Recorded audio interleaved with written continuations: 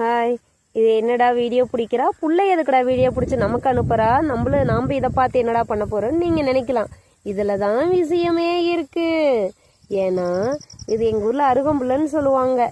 ஆனா இது என்ன விளைச்சல் தெரியுமா? இது வெறுங்காடு கிடையாது, இது புல்லு இருக்கிற காடு கிடையாது. இதுக்குள்ள கடலக்காய் செடி இருக்கு. எனக்கு இதுக்குள்ள போறதுக்கே பயமா இருக்கு. ஏன்னா அதாவது பாம்பு இருக்குமோன்னு பயமா இருக்கு. ஸோ அதனாலதான் உள்ள போகவே இல்லை. இது நிலக்கடலைன்னு சொல்லுவாங்க, எங்க ஊர்ல இதை கடலக்கான்னு சொல்லுவோம். குத்துக்கா குடிக்கா அந்த மாதிரி நாங்க சொல்லுவோம்.